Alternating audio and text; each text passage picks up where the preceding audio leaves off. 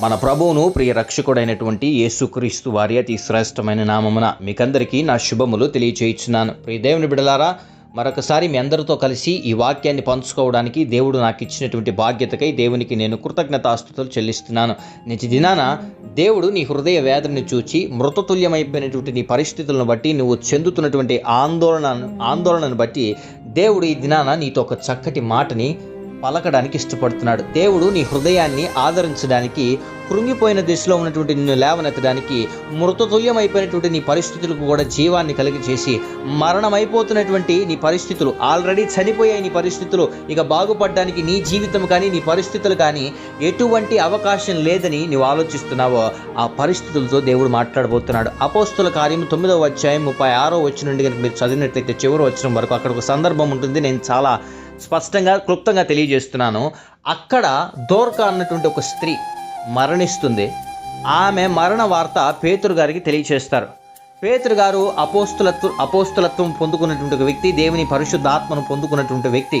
ఆ వ్యక్తి ఆ మేడగదిలోకి వెళ్ళి ఆ తబిత, ఆ దోర్కా అన్నటువంటి ఆ స్త్రీ శవం ఎక్కడైతే ఉంటుందో అక్కడికి వెళ్ళి ఆమెను ఆ రూమ్లో ఉన్నటువంటి ప్రతి ఒక్కరిని, ఆమె శవాన్ని తప్పనిస్తే ఆ రూమ్లో ఉన్న ప్రతి ఒక్కరిని బయటికి పారదోలి ఆయన మోకరించి ప్రార్థన చేయగా, ఆమె పేరు పలకగానే ఆమె కళ్ళు తెరిచి పేతురు వైపు తేరి చూడసాగినప్పుడు పేతురు ఆమె చేయి పట్టుకుని లేపగానే ఆమె లేచి కూర్చున్నది అన్నటువంటి మాటని పరిశుద్ధ లేఖన భాగంలో అపోస్తుల కార్యం 9వ అధ్యాయం 36వ వచనం నుంచి మీరు చదువుతూ వెళ్ళినట్లయితే చాలా స్పష్టంగా అక్కడ రాశారు.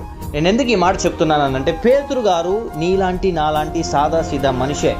కానీ పేతురు గారి దేవుడు ఎవరో పేతురు గారికి బాగా తెలుసు. పేతురు గారు ఏ అభిషేకాన్ని పొందుకున్నారో ఆ అభిషేకం ఉన్నటువంటి శక్తి ఏంటో పేతురు గారికి తెలుసు.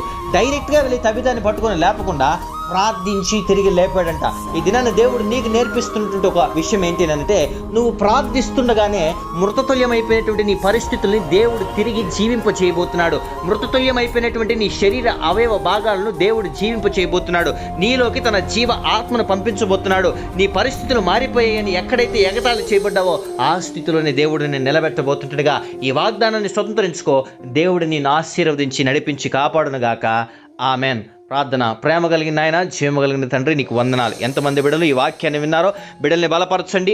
ఈ వాగ్దానం వారి జీవితంలో స్వతంత్రించుకునేలాగా కార్యము జరిగించమని ప్రార్థన చేస్తున్నాం. బిడ్డల్ని అడ్డగింప చూస్తున్న ప్రతి దురాత్మ చీకటి అంధకార సమూహములు యేసునామములో బంధిస్తున్నాం.